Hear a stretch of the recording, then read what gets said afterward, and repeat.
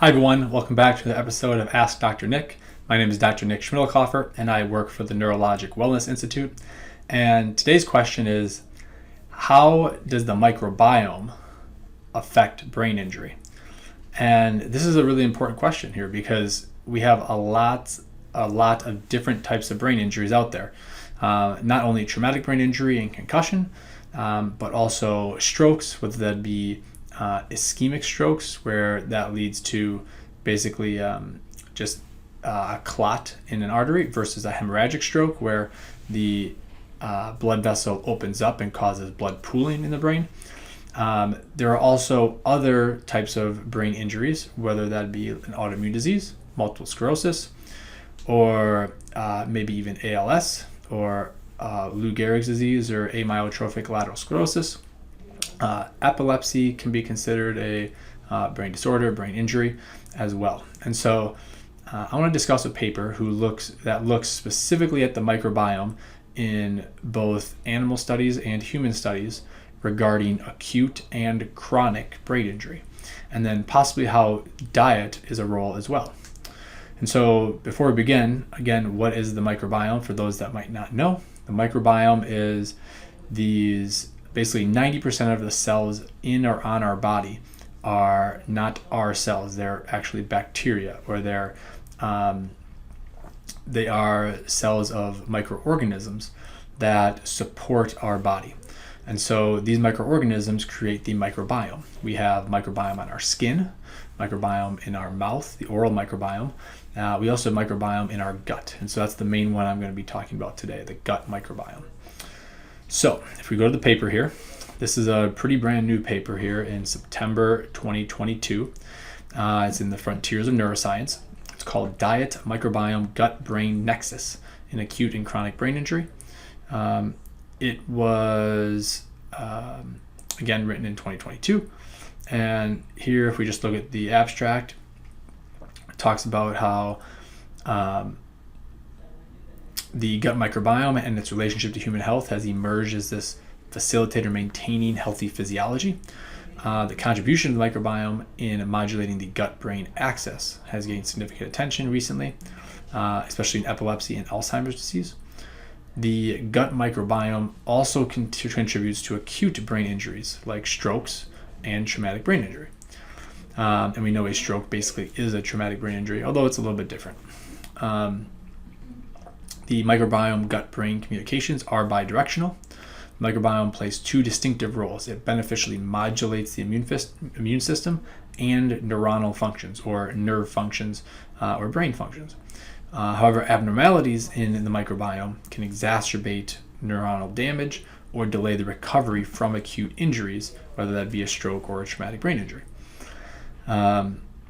So after the brain injury, there are several inflammatory changes. We'll go through them. And microbiome dysbiosis, so basically disordered or poor microbiome health, can impact the upward signaling to the brain and interfere with the recovery that must be necessary following an acute brain injury.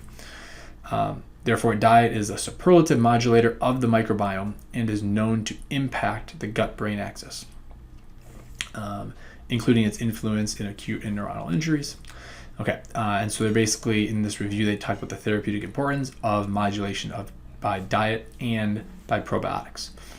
Okay, so if we kind of get in here, one thing I want to mention is basically, real quick, that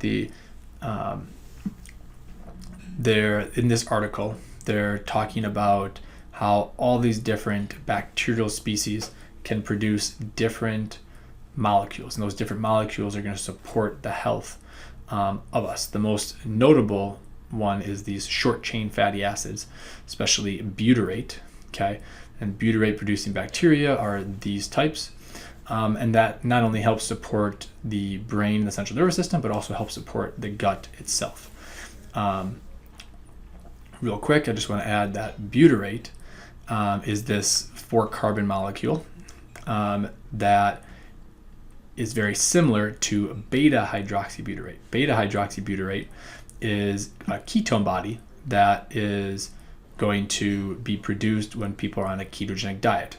And ketogenic diet with beta hydroxybutyrate can be really good for anti-inflammatory, can support the gut microbiome, but also support the brain tissue as well for energy. Okay.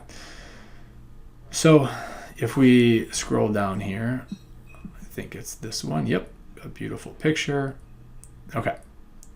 So in a healthy brain, we have proper ANS functioning, autonomic nervous system functioning, a proper HPA axis. Basically, this HPA axis is going to lead to the adrenals, which leads to cortisol release. So we have just a homeostatic process, basically a well-balanced autonomic nervous system and cortisol release, which leads to good GI motility and secretions, good digestion and absorption of molecules, nutrients.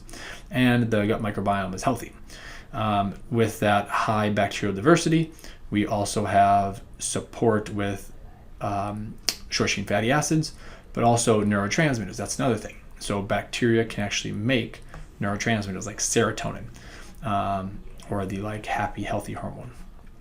When a brain is injured, leads to inflammation, apoptosis, and necrosis, so basically cell death, which leads to poor sympathetic nervous system, poor autonomic nervous system activation, which leads to problems in the gut.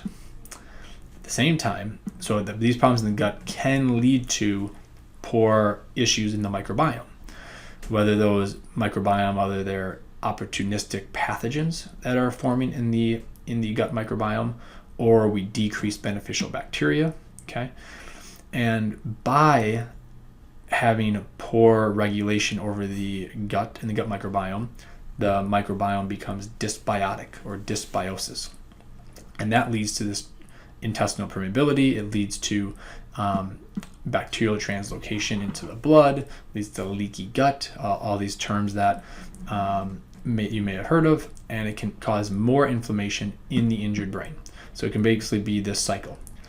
Now, at the same time, if somebody's body or somebody's gut and their microbiome is not good from the start, they're already dysbiotic, and now they have a stroke or they have a concussion or get hit in the head, that process is already happening. There's already this poor process that has more inflammation in the brain, and now the concussion on top of it, the stroke on top of it, is going to make things even worse. Okay, and then it's this vicious cycle going back and forth in this injured brain. So we can't just work on the brain following a concussion or stroke. We also have to work on the gut and ensure that the gut is happy, healthy, and providing the right signals up to the brain to improve overall inflammation, basically decrease inflammation. Okay. This article goes through all these different types of studies, whether again animal studies, human studies on neurodegeneration, on stroke, on traumatic brain injury, on concussions, on Alzheimer's, on multiple sclerosis, amyotrophic lateral sclerosis, all these things. I want to get down to this picture and how the ketogenic diet could be beneficial besides just giving probiotics, like healthy probiotics to improve the gut microbiome. The ketogenic diet can be very beneficial. This isn't the first time I've talked about the ketogenic diet on these episodes, and on this series. Basically, the ketogenic diet is very good for the brain in giving excess or better fuel for the brain, but it's also good for the gut and the gut microbiome. So the ketogenic diet produces basically ketone bodies from the liver, and ketone bodies from the liver, the best one, the more predominant one, is beta hydroxybutyrate. And beta hydroxybutyrate not only helps to produce short-chain fatty acid production, helps to decrease poor bacteria in the gut, helps to supply the gut lining with the nutrients it needs to heal, but it also goes into the brain. So these MCTs are these transporters, monocarboxylate transporters, that are going to get the ketone bodies into the brain, and the ketone bodies help to decrease microglial activation. Microglia are the cells that are going to produce inflammation. helps to decrease this inflammasome, which also produces inflammation, and therefore decreases the cytokines, which are the results of inflammation. At the same time, like I said before, the ketone bodies are going to increase ATP, the energy currency of the brain, of the cells. And therefore, by producing more ATP, it's more efficient for the brain, which is damaged and maybe dying and needs to heal. Okay, and all of this is happening, again, if we use it in a state of brain injury when there is decreased blood flow, there's decreased glucose or blood sugar utilization, and there's more microglial activation, more inflammation, more cytokines from the immune system. So this is how the ketogenic diet can help not only the brain, but also help the gut, and by doing both together can really help concussion, traumatic brain injury, and ischemic stroke recovery. So I hope you guys enjoyed this one. I think this is a really cool paper. Again, it's a new paper. I think it looks at a lot of aspects of the microbiome in the gut, but also how diet can influence that. And I've always been a big proponent of the ketogenic diet following traumatic brain injury and stroke. And I hope that more people can do it at least for some time. My suggestion, again, this isn't medical advice, my suggestion is always try it for 3 to 6 months, and then you can go back to a more holistic, balanced diet with carbs and fat, so that you can be more metabolically flexible to be able to use both of those. So if you have any questions or comments, please leave them below. If you have any suggestions for future topics, I would love to hear them. Thanks again, and have a great day. Stay healthy.